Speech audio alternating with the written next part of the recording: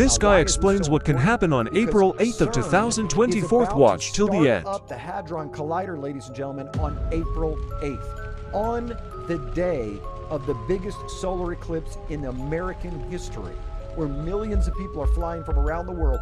They are going to collide these hadron atoms, these protons, these electrons are going to be collided on this day. Now, why in the world would they choose April 8th to do this? I have no idea.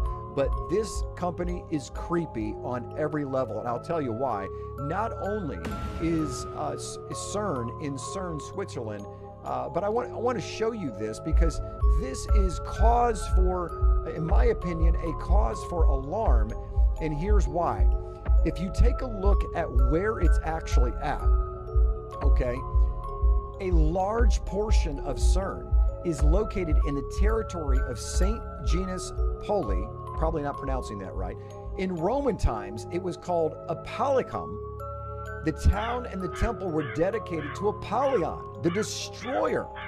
So this is ancient Horus. This is Shiva. The town Apollyon literally is dedicated to the god of destruction, the god of chaos, the destroyer. And this entire Hadron Collider is right in the middle of Apollyon. Now, why is that so important? Because if you go to the book of Revelation, this is what we read. It says in chapter 9, verse 1, 2, and 11, to him was given the keys of the bottomless pit, and he opened the bottomless pit. And they had a king over them, which is the angel of the bottomless pit, whose name in the Hebrew tongue is Abaddon, but in the Greek tongue his name is Apollyon. Now, you might not find that just a coincidence, but the fact that they've got this Hadron Collider, which some people, even very, very important scientists, are scared out of their mind of what is going to happen. Now, CERN will tell you on their website, we have no intention of doing anything wrong. Who has intention of blowing up the world? Who has intention of accidentally cracking open a time-space continuum and having something on the other side? Well, I believe they're not telling the full truth, the whole truth, and nothing but the truth.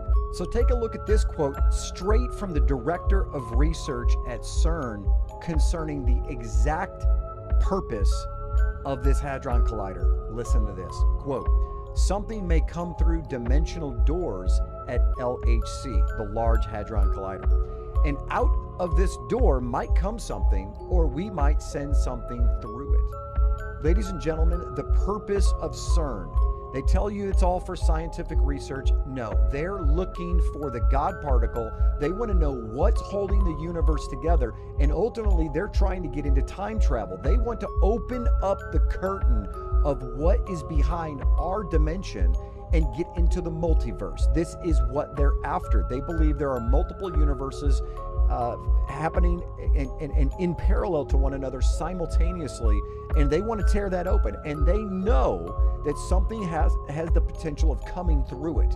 Now, we just read out of the book of Revelation that the Apollyon comes out, that the doors of the deep the gates are opened up and crazy things come out of the deep.